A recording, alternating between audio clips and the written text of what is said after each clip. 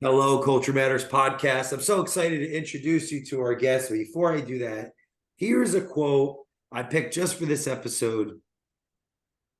It seems to be a law of nature, inflexible and inexorable, that those who will not risk cannot win. John Paul Jones. Wow. We have a friend of the podcast coming on. Thank you, Tony Capullo, who we deeply love, the Culture Matters podcast, introducing us to our guest today, Christopher Tighe. First of all, he served in the U.S. military Navy for over 2 decades, so thank you for your service. Actually has a background in multicultural, we'll unpack today, multicultural cultural advisory, as well as a background serving for the NCIS, 10 years active and missions in Afghanistan. Actually founded and sold last year a property management company, Pacific Rim. So congratulations. And today, founder of Elevation Construction. Man, thanks for coming on the show. I'm honored to have someone that's, protected and served. So thank you. Thank you. Thank you. I appreciate it. I'd do it again if I could. So, in that spirit, was it entrepreneurship on your mind at a young age, or was it serving our country, or both? Was that how did you get to where you are today in that way? It was a little bit of both. People talk about your family business, and I think my family business was the military, because both my grandparents were in World War II. My dad and several of my uncles were in the military after that. My older brother joined, my little brother joined, and I wanted to join, but I had that entrepreneurial spirit in me, right? And I knew this from when I was 8 years old. I created this game in my neighborhood, and I put small piece of paper on the wall, and comic books were popular then. And so I created a game like, hey, for $1, you can get this ball, and if you throw and hit that piece of paper, you can have a comic book. Well, nobody could ever hit that piece of paper. So I was making some money, and I was still keeping my comic book. So I'm like, I kind of like this thing of creating my own way of making money, right? But 8 years old, you really never know, like, oh, I'm just going to develop into this as I grow up.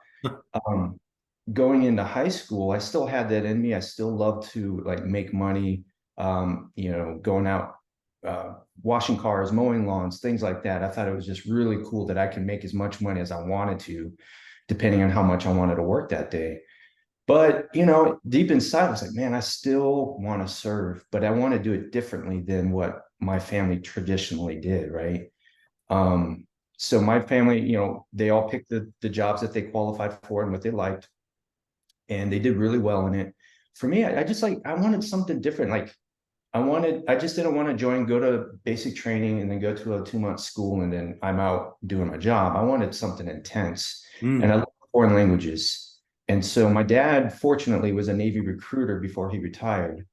And he told me about a language program in the military. And so I was interested. So I talked to the recruiter and I said, look, I'm only going to join if I can do this job. I want to be a linguist. And I really wanted to be a Spanish linguist because I took a few years in high school. There's a little fear factor there because I was like, I don't want to join and fail, right? I want to, set myself up for success. I know I can learn Spanish, so that's what I want. But you have to take a couple of tests before you join the military. You have to take the ASVAB test, which kind of tells you if you qualify for certain jobs. And then if you want a language job, you have to take what's called the Defense Language Aptitude Battery, which measures your ability to learn foreign languages. Wow. So I took that test and I was like, come on, man, I want to score a little low on this, because Spanish is a little bit on the easier side because it's similar to the English language. But I scored too high on it. And so my choices were Russian, Chinese, or Arabic. So this was 93, 94. The Russian mission was pretty much dead because communism was kind of going down. I wasn't really all that interested in going to the Middle East. So Chinese was interesting to me. They weren't really a global threat back then. But my mom told me, she goes, hey, Chris, if you learn Chinese, you can write your own ticket because that'll propel you into business. Wow. I'm like, oh, I'm going to choose Chinese. So I know that's kind of a long story, but that's how it went into me becoming into a linguist in the Navy. I gotta ask this for it's like, how hard is it? It's probably how hard is it to learn a language? For specifically for Chinese, I thought I was going to fail. Every single week, I called my dad up. This is back in the day where I had to use a payphone, and I'm trying to hide my tears because I was so afraid. I called my dad, said, Dad, I'm not doing so well. I'm struggling. I don't know what's going on. And, it's like, hey, Chris, look, the Navy's not going to put you in a situation. And my dad was a senior chief in the Navy, retired, did 20 something years. So respectable rank. He knows the Navy very well. And I said, Dad, I'm afraid. He goes, Navy's not going to put you in a situation so you can fail. Their job is to put you somewhere, and their job is to help you succeed. Go talk to your leading petty officer. Go talk to your instructors. Go seek out help, because they're going to help you. It's in their best interest for you to pass than for you to fail, because they're spending money on you. So I'm like, all right, cool. So that's what I started doing. I was like going to students who were at a class ahead of me, talking to them. I was talking to my teachers, spending extra time with them. And I was talking to my leading petty officer, just being open and honest, like, hey, I'm struggling here. I need some help. I don't want to fail. And I think it was a great lesson, because, you take that and I'm like, okay, I could see that working for me to help me get where I want. And I carried that with me even still today. And long story short, I passed, and I did really well on the final exam. I ended up getting my degree in Chinese. So, and then I ended up teaching Chinese at a high school for a year. So I did okay. Is one of the lessons to seek, mentorship, but how you did it. It's interesting. Students, teachers, and other mentors. I'm curious what your thoughts are on that.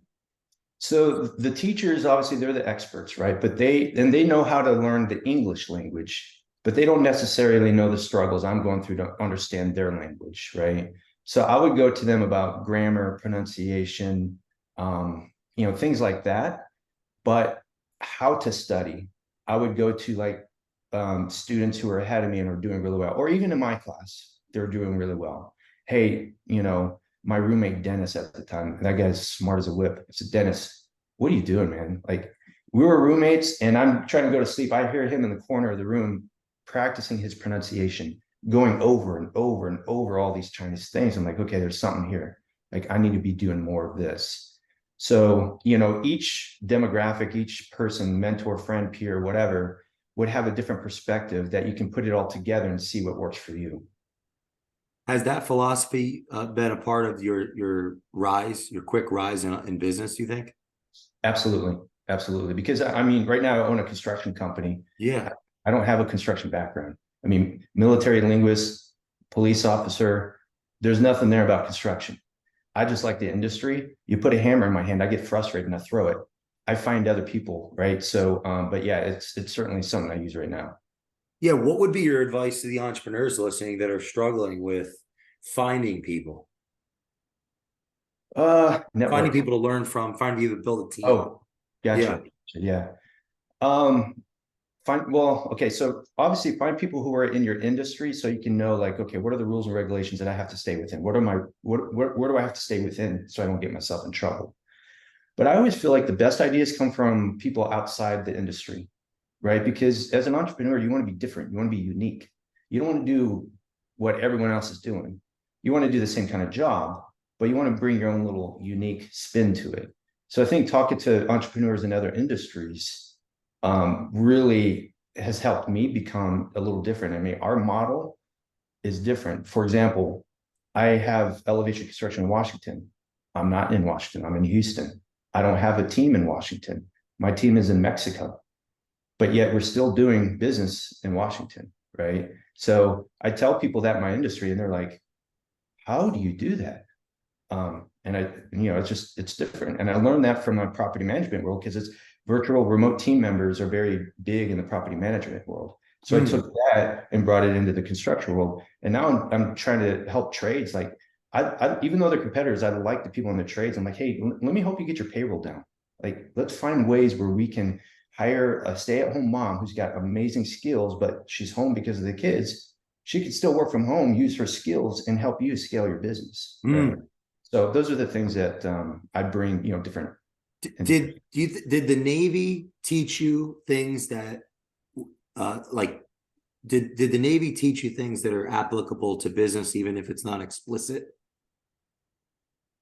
Yeah, definitely. Like, Like, what's the Navy culture? I don't know anything about it. Yeah, so it's funny when people say, "What's it like being an entrepreneur?" I said, "Well, it's like being on a deployment, but you never go home. I mean, you're home, but you never like leave the deployment. You're constantly on deployment. And so when you go on a deployment, you eat, you work and work and work. You work out, you relax a little bit, watch a little TV, and then you repeat it. And you throw out your workouts in there. You find time to work out. And when you're deployed, that's all you have to do, right? So it creates that work ethic. I'm like, hey, I got to get this job done. I need to do, you have no choice but to do a great job, right? And so entrepreneurship is just, it's like, okay, I'm on deployment right now. I just got to grind and get through this. This is my mission. This is my, we got to get through this milestone, boom, and then we're on to the next mission, right? So a lot of that mindset from deployments, and also just the planning that we did in the military was very helpful. Of like, hey, we're about to approach a mission here. Let's make sure we get all our ducks in a row as best we can, but understand when we do have a plan, things are going to change as soon as we execute. So be prepared for that as well. So a lot of stuff like that in structure, organizational.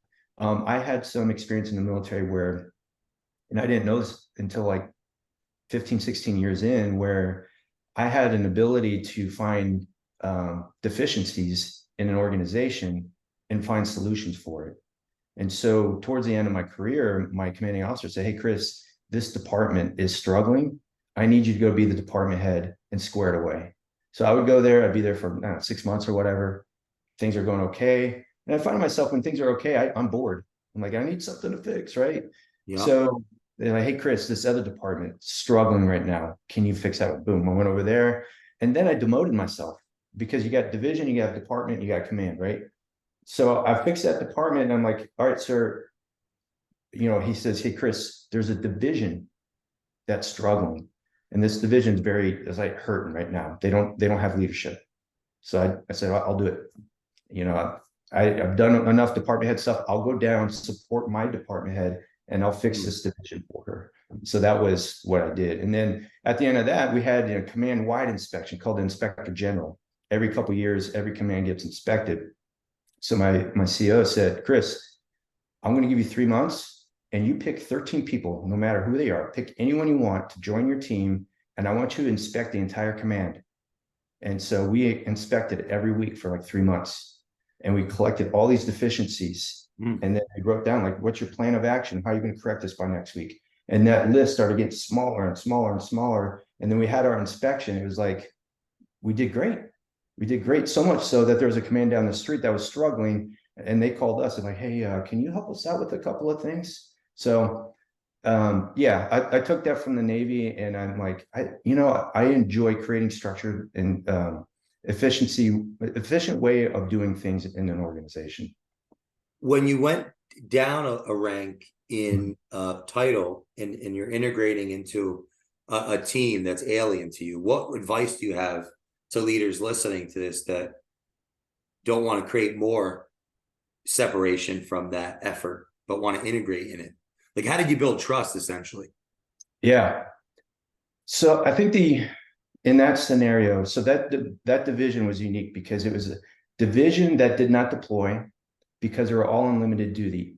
Either they had like some medical issue they had to clear up before they deploy.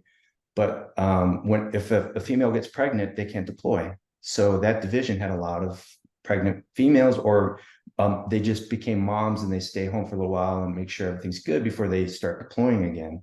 So that was my division. So it was people who were plucked from their commands, thrown into this division, and just morale would not be all that fun, because you're like, oh, Navy's pushing me here because of this particular thing, and I don't particularly enjoy this job. So going down there, I told my commanding officer, I said, look, if I go down there, I'm going to be the division officer, but I want to have my choice of who my division chief is, because my senior enlisted and I need to be in line, on the same page, working together, because his job or her job is to be oversee the troops, right? My job is train, man, and equip, provide the resources for the team to do their job. And the chief's job is to maintain morale and help out with the troops on their personal stuff, professional development, whatever it might be.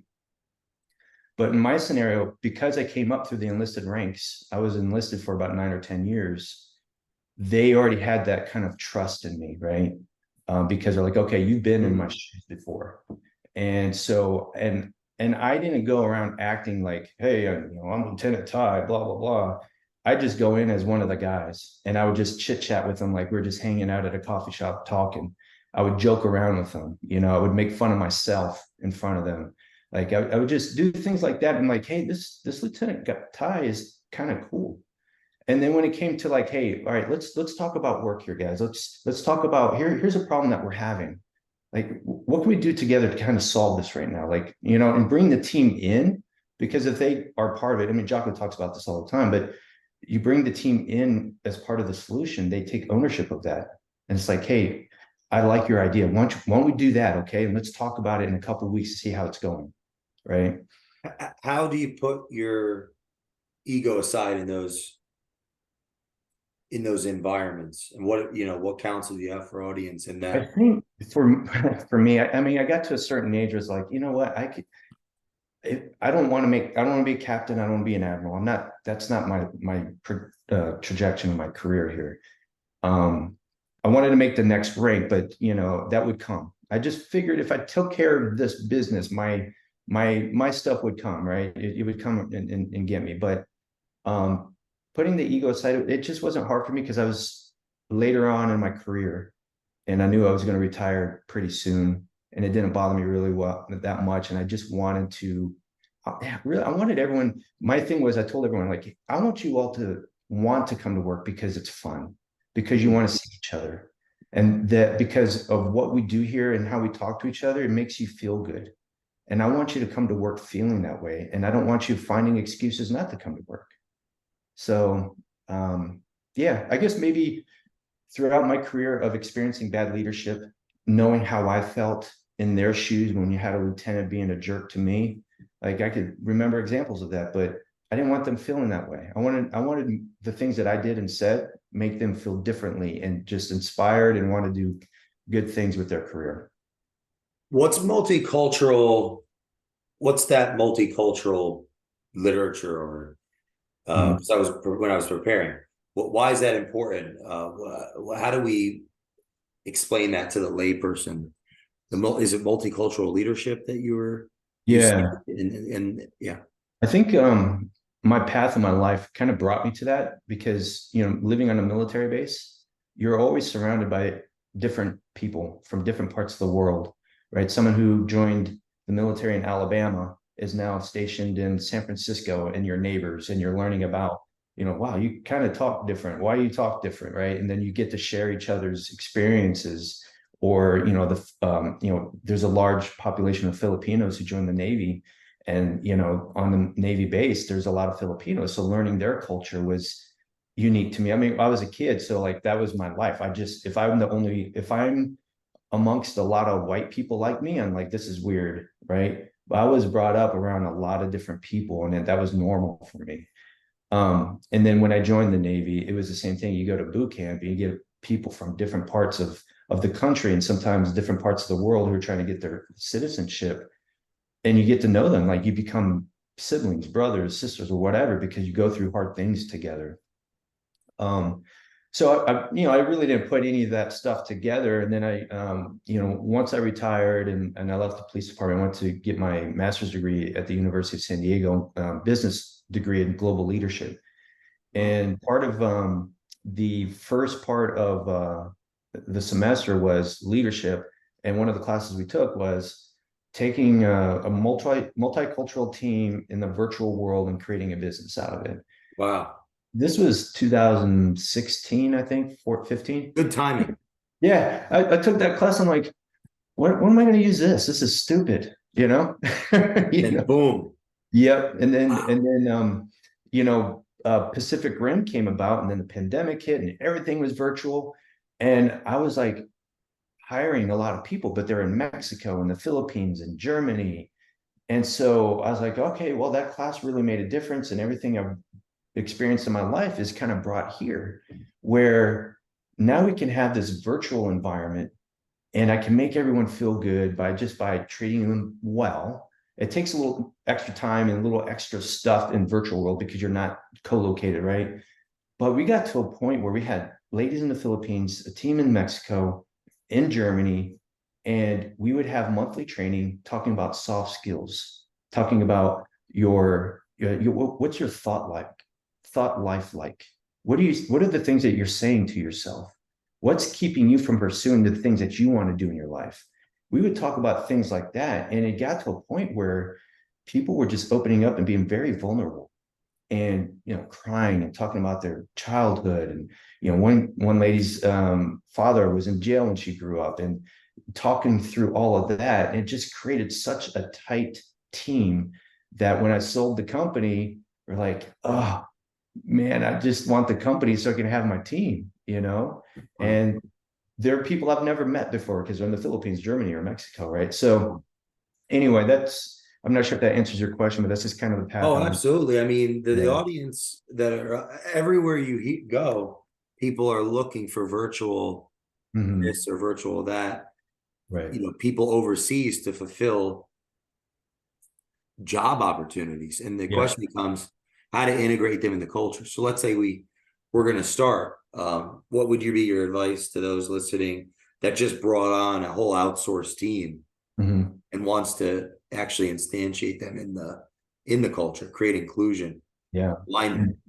Where would one even start? Invest a lot of time talking to them, and not about work all the time. Get to know them. I had an hour Zoom with my executive assistant in Mexico yesterday. We talked just about our lives for 40 minutes, talked about work for 10. Like that creates a strong bond, and loyalty. If they feel like you're loyal to them, they're going to be loyal to you. It's the relationship should be relational and not transactional.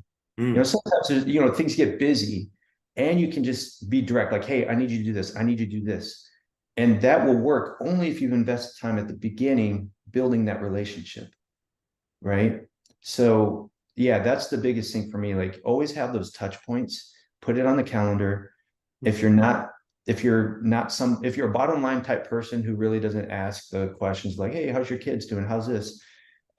Force it. Write down the questions to ask and actually show them that you care. And if you have a team and after a couple months, you don't know what their spouses do, you don't know the ages of their kids or their names, you're not knowing what activities they're into, not to really pry into their lives, but showing that you care. If you don't know those things, then there's a bit of a problem there. I think a leadership failure.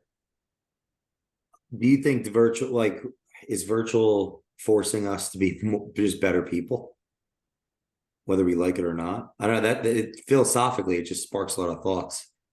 For me, I could just speak from my own experience. I feel like I'm a way better person because of my team. Because of my team. And I was telling my team this. I'm like, hey, some of my team members who've done me for a few years, right? And I remember thinking at the beginning of the journey, I was like, I'm praising them too much, I think, or I'm overkill of the compliments. But in the virtual world, you kind of have to do that. You have to say it more and more. If you say it 10 times, you got to say it 15 times. And I found that you can't say it enough. Obviously you got to address things that come up that, maybe they didn't do a good job, but do it in a nice way.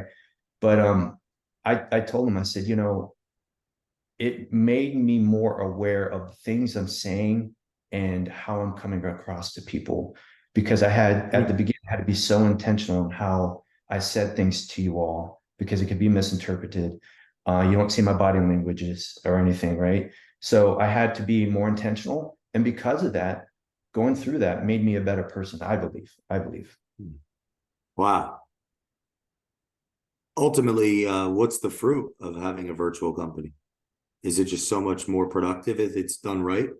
Well, it opens the door for more talent, right? So, I've just hope everyone on my team they're all females, and because they are stay-at-home moms who have degrees, corporate world experience, but they're just staying at home taking care of the kids. But I'm able to leverage their experience. Like my finance manager, my operations manager in Mexico, Like they intimidate me sometimes because they're just so good, but they love working at home. They love using their skills. They love our culture and our environment, you know? So I can't remember what your question was. I had an answer for it. I was trying to frame it. Sorry. No, yeah, just like, is it ultimately more productive than even not virtual? I'm curious about that. If it's done right, If it's done right, saving so time, right? Just getting it's things done. time in your systems, time in your system. So, for example, you know, I'm here in Houston. In Washington, a lead comes in, Isamar in Aguascalientes talks to him or her, then passes it on to Alma in Mexico. Then she talks to our subcontractor. Like all that's happening in Mexico, not me. Like we have, you know, a $200,000 job that we're doing. The customer doesn't know who I am. I mean, I sent one email saying, "Hey, I really appreciate you trusting us for this business. I know Alma's going to take really good care of you, blah, blah, blah." That's all she knows about me. It's the team handling it, right? So it can be done well if you have the right systems in place. The benefit of it is you can save on payroll, right? If I have my team that I have now in Mexico and I have it here in the US, you know, like in Washington, I'd be paying maybe $12,000 a month in payroll when I'm only paying maybe three for my current team, right? So there's a benefit there, and that's important when you're a startup company. Absolutely. You know, you're just like you're you're trying to make it, right? Like the first several years, you're trying to make it. I'm still in that startup phase where I got to watch every penny that I spend. I would love to have an office and a team environment. I just can't afford that right now. So I hire great talent in Mexico, Wow. and they take care of my team or my business. Well, essentially though, but based on where they live and the value of the impact their dollars make on in their world, that's a Mhm. great opportunity for them. It could be life changing, I would think. Yeah, it is. And I was talking to a couple of my team members, specifically one, and she started actually working with me. I hired her and she started working with me when she was like 17, 18. And she worked with us for several years. And she was telling me that she was getting her nails done. And she was telling the lady that, you know, this is what I do for work. I work for an American construction company. This is what I do. And, you know, this is how much I get paid. And the lady's like, "You can work from home and make that much money?" Like, Amazing. yeah, it just opens their minds like, "Oh my gosh," right? So yeah, for them, it's very good. It's a great opportunity. It's a win for everybody. It's mind blowing in the sense of that it's our values of our country, which like what were you protecting us from? Mhm. The right the values outside of our country that have different Mhm. governments, different institutions. Right. It's like our values are translating to these other people in different countries. Exactly. Yeah. To me, it's so profound to hear this, like that this is how you're building your company.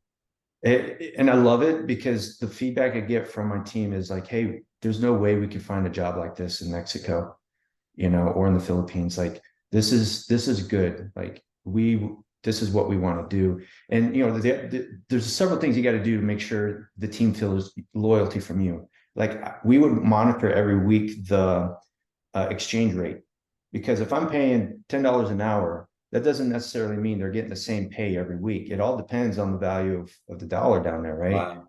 So in Mexico recently, there's just this huge influx of the exchange rate.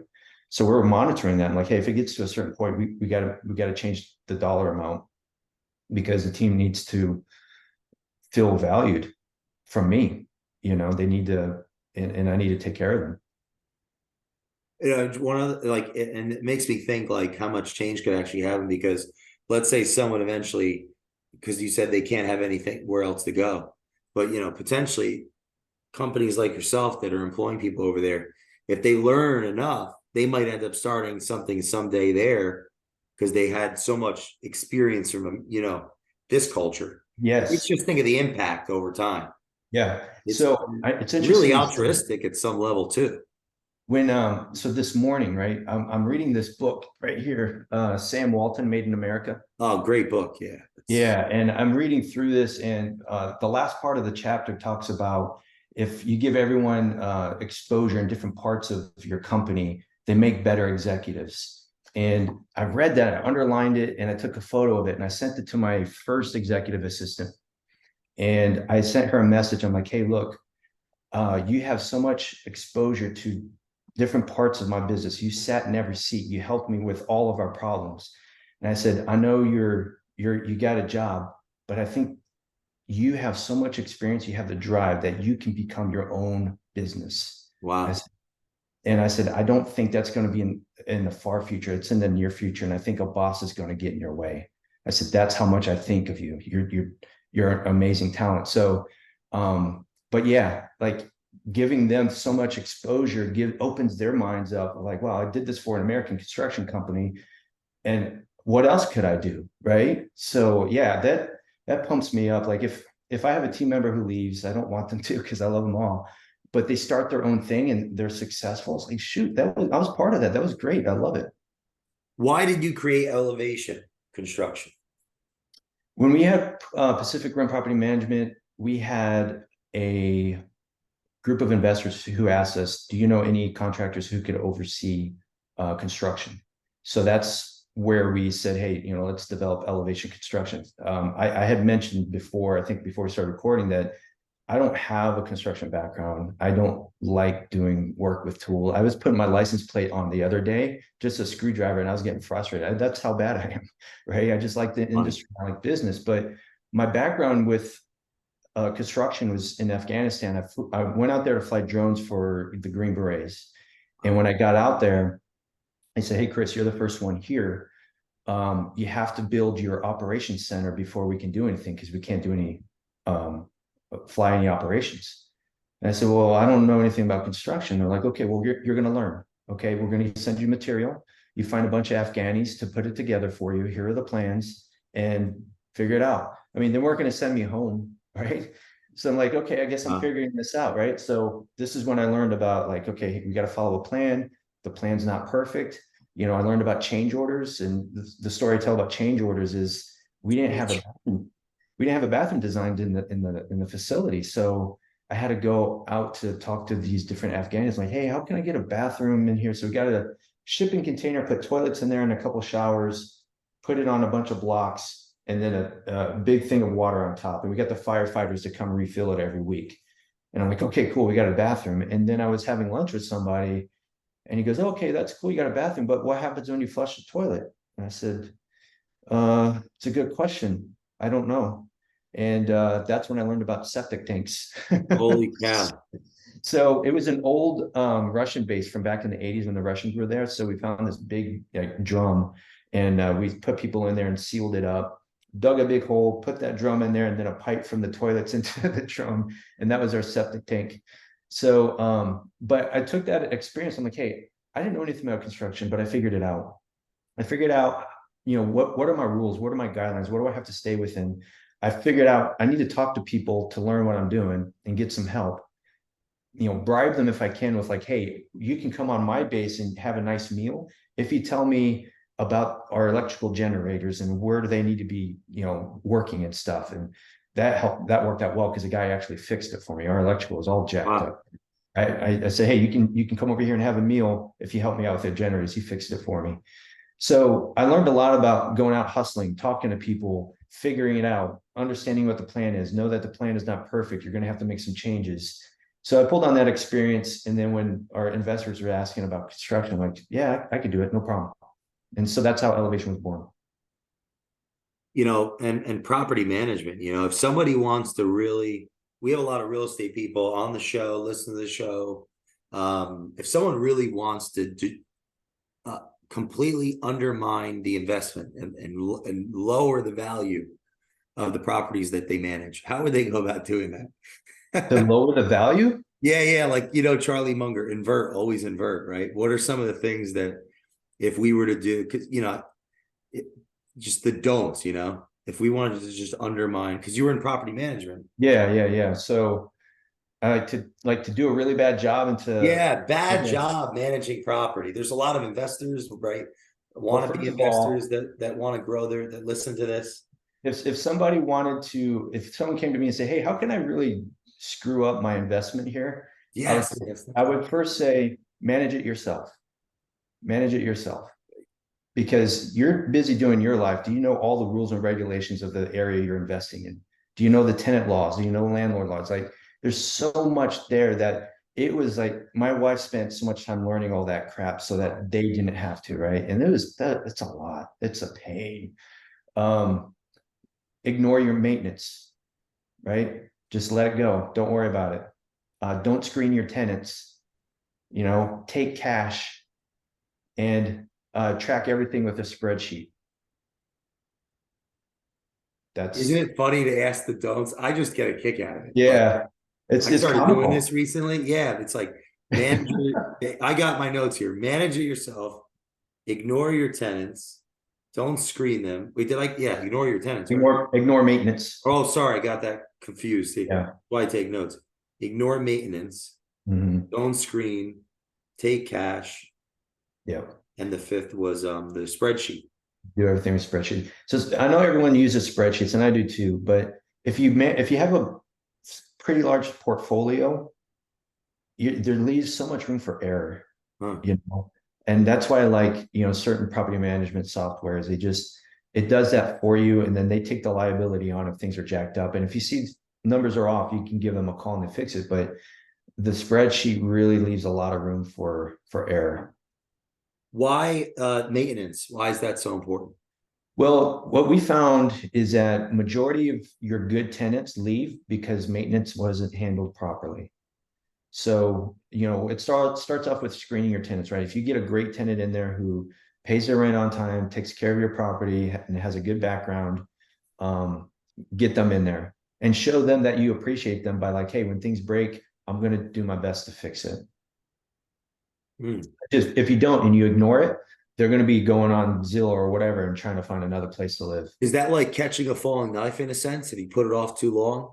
Because I'm thinking then the good tenant leaves and then lesser tenants are attracted. Exactly. And it creates like a spiral. Yep, exactly. What do you mean by the cash thing? Take cash.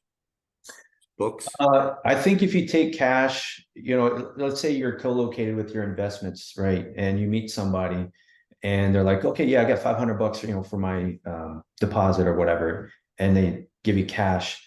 It just leaves so much room for he said, she said, disputes. It all needs to be recorded in like either an electronic ACH or if they do a check. We took a picture of the check. We put it into our database. We had a Google Drive for everyone and we just put all that stuff in there. That way, if there's ever a dispute, and there's always a dispute, we could always fall back on and this comes back to my police days, right? I'm always into let's gather the evidence as we go along here. That way, if there's any other disputes, we can say, okay, here's our evidence showing that we did this properly, right? So that's why I never liked cash. And if someone had cash, I'm like, okay, we'll go get a money order and then come back. Was there a day that hit you? You said, I'm going to be an entrepreneur? Because I'm thinking your story.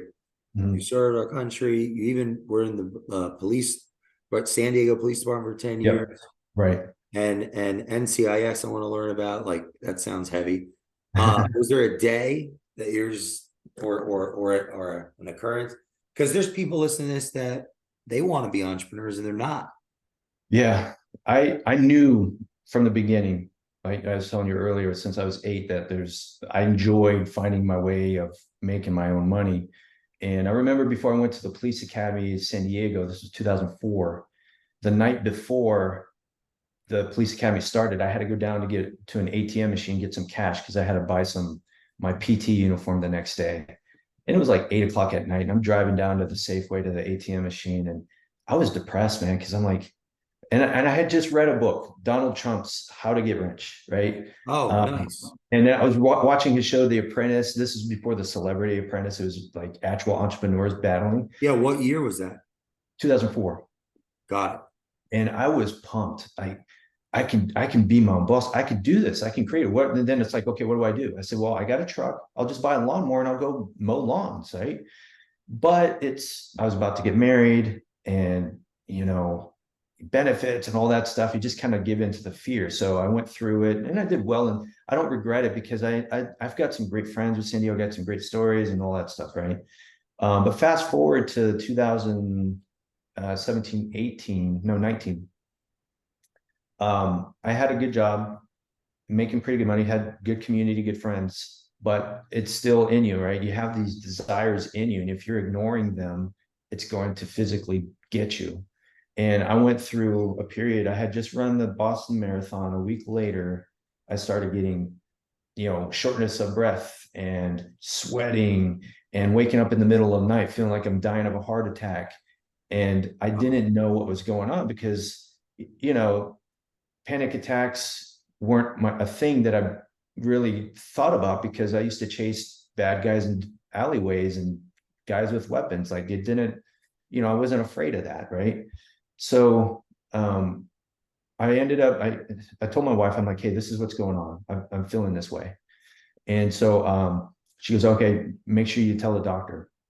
I emailed my doctor, and typically they take a couple of days to get back to you. She called me in 5 minutes. She goes, you need to go to the ER right now. Holy cow. Yeah, I was like, holy crap, And at this time, when I was doing that, I knew what I wanted to do. I needed to have my own business. And I had two options. One of it was to go to Seattle, open up property management with my friend. And so, when you go through something like that, when there's like a possibility of, hey, I could have an issue here that could end my life or whatever, all the fear kind of goes away. It's like, screw it, I'm going to do what I want, right? So I remember driving to the ER, and in my mind, I'm like, okay, I'm done. I'm going to go do my own thing. And so I go to the ER, they hook me up, and they treated me like I'm like dying of this heart problem. Long story short, it was just panic attacks.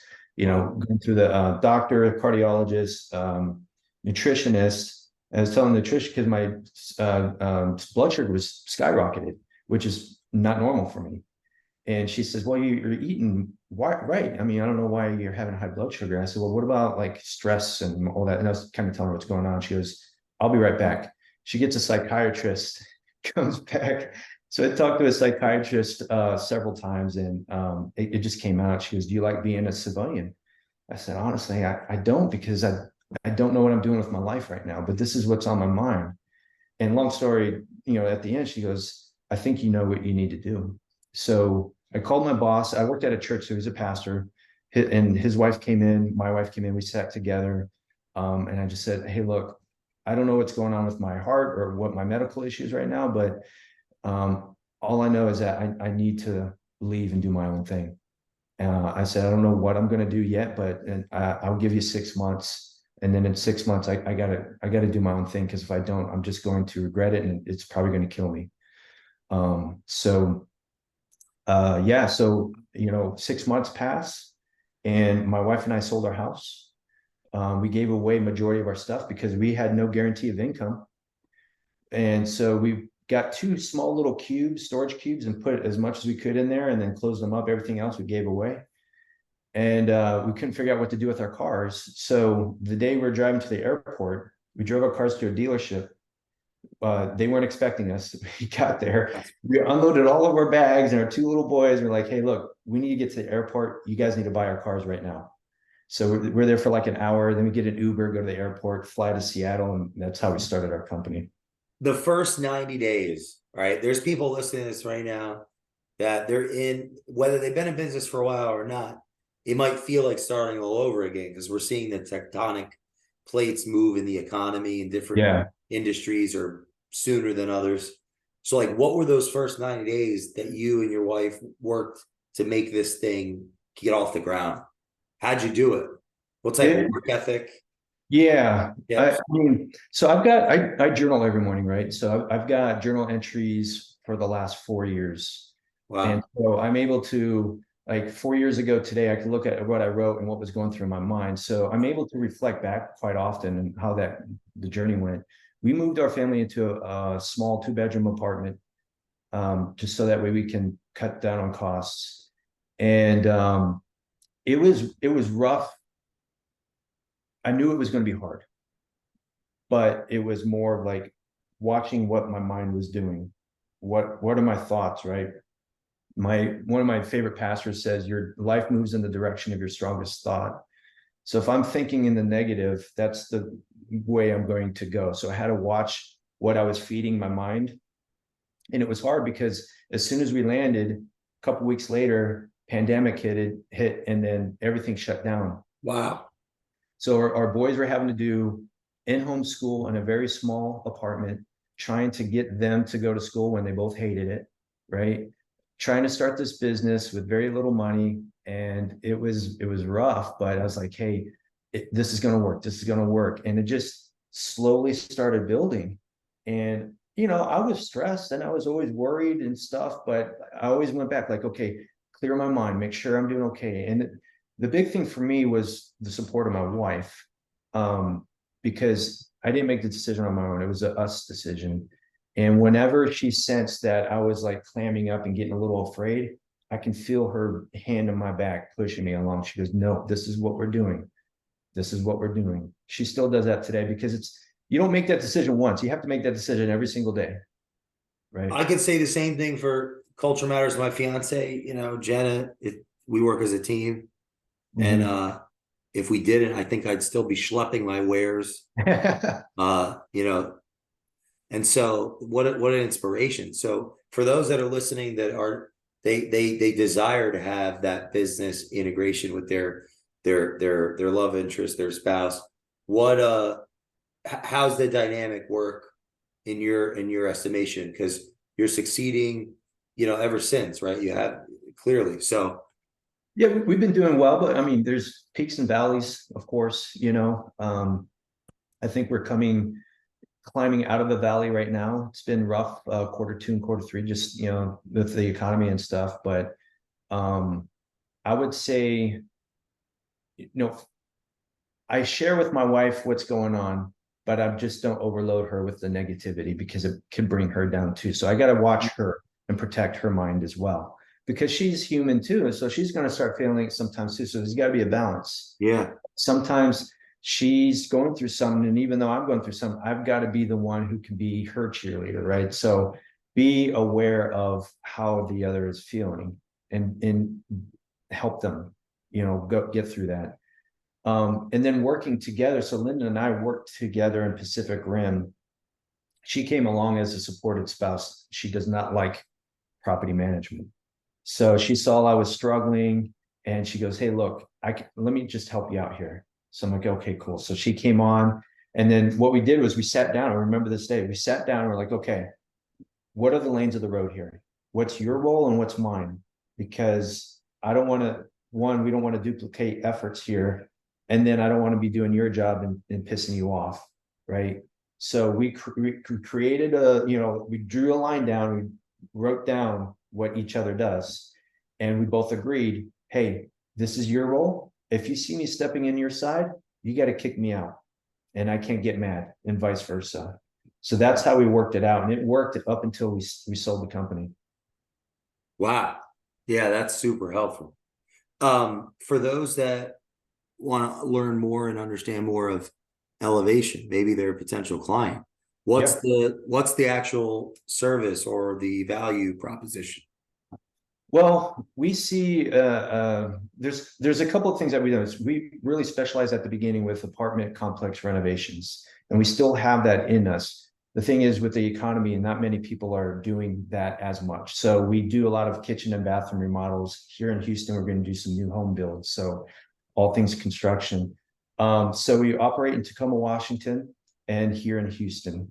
And so what we look at is one, we want to protect the consumer. So I created the Caffeinated Contractor podcast, and that's a way for me to educate the consumer of like, hey, when you're working with a contractor, these are the things you should be looking for. And if you see these other things, those are red flags, I would stay away.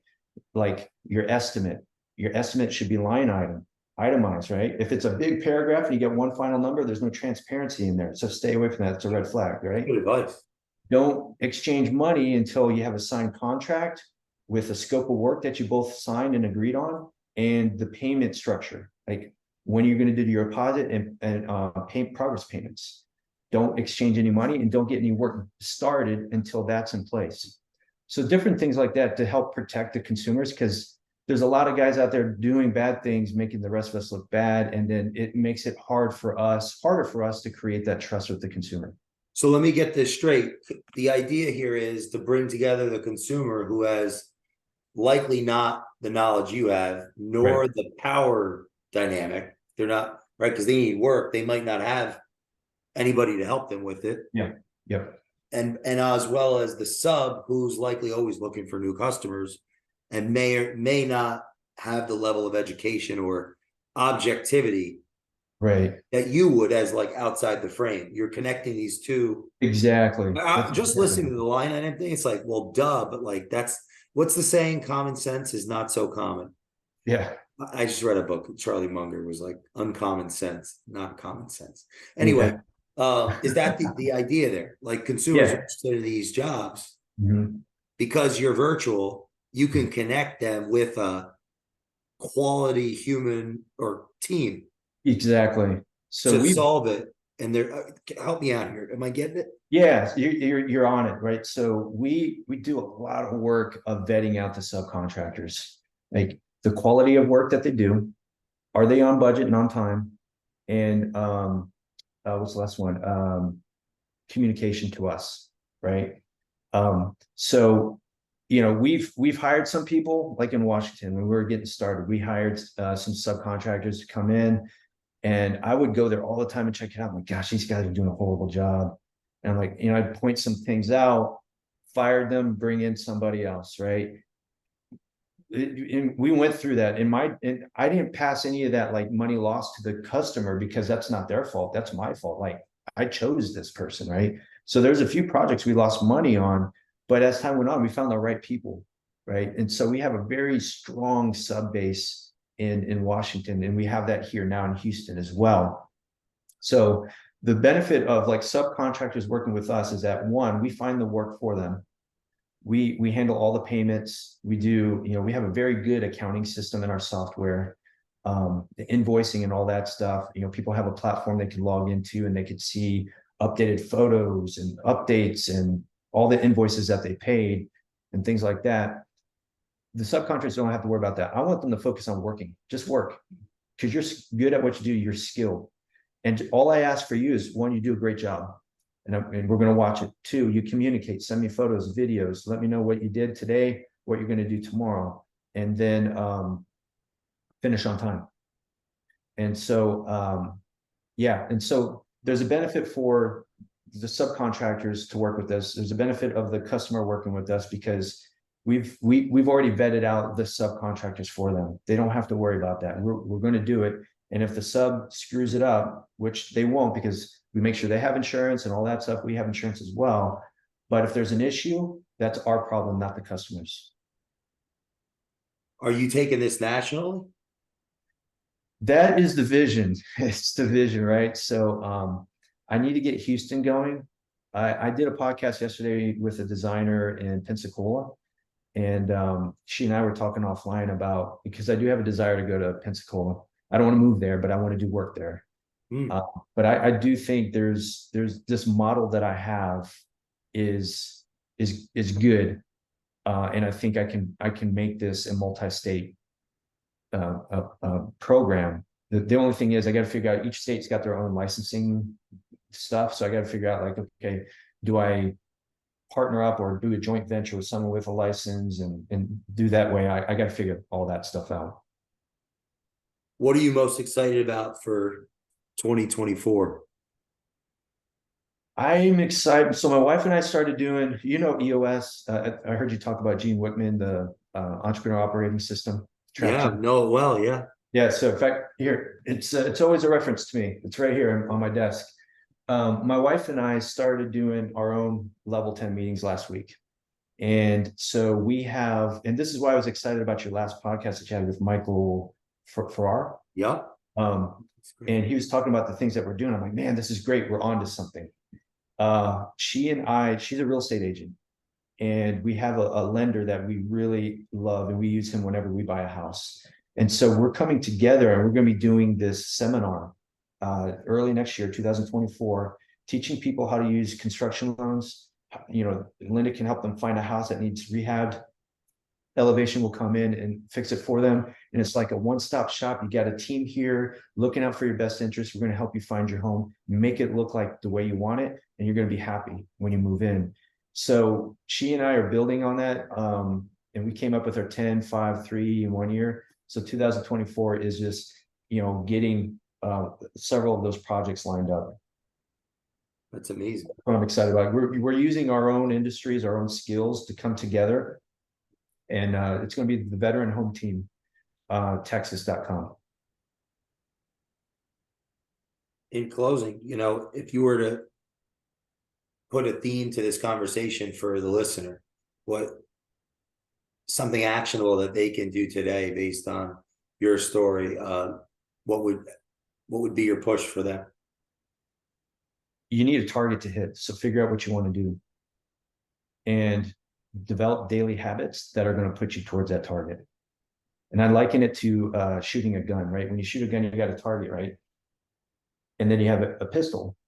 But when you shoot at the target, you got to aim at your sights. So when you're aiming at your sights, your target is blurry.